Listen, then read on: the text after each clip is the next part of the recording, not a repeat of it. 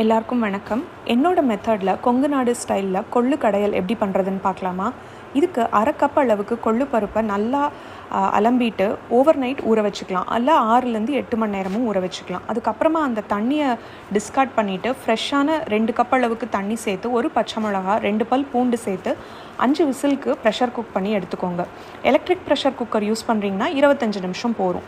அது pressure cook ஆகிட்டு இருக்கும்போது நம்ம கொஞ்சம் ஜீரகம், வரமிளகா, தனியா, வெங்காயம் இதை நல்லா நல்லெண்ணெயில் வறுத்து எடுத்துக்கலாம். மெஷர்மெண்ட்ஸ் எல்லாமே ஸ்க்ரீனில் இருக்குது, என்னோடய பிளாக்லேயும் இருக்குது, லிங்க்கும் நான் ஷேர் பண்ணுறேன். இப்போ பார்த்தீங்கன்னா கொள்ளு பருப்பு நல்லா வெந்துடுச்சு.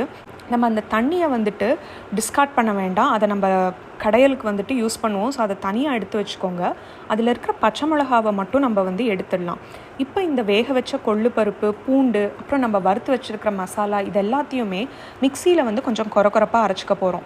ஆக்சுவலி உங்ககிட்ட அம்மியோ இல்லைன்னா அந்த மோர்டர் அண்ட் பெஸ்டல்னு சொல்லுவாங்க இல்லையா, அந்த மாதிரி இருந்ததுன்னா அதில் ஆட்டி எடுத்துக்கலாம். ஆனால் எனக்கு இங்கே மிக்சி தான் வசதி, ஸோ அதனால் நான் அதில் தான் பண்ணுறேன்.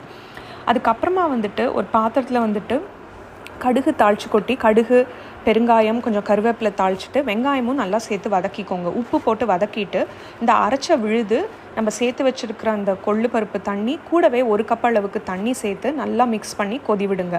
கடைசியாக கொஞ்சம் கொத்தமல்லி தூவி இன்னொரு கொதி வந்ததும் இறக்கிட்டிங்கன்னா சூப்பரான கொள்ளு கடையல் ரெடி. சாதத்தோடு ரொம்ப நல்லாயிருக்கும்.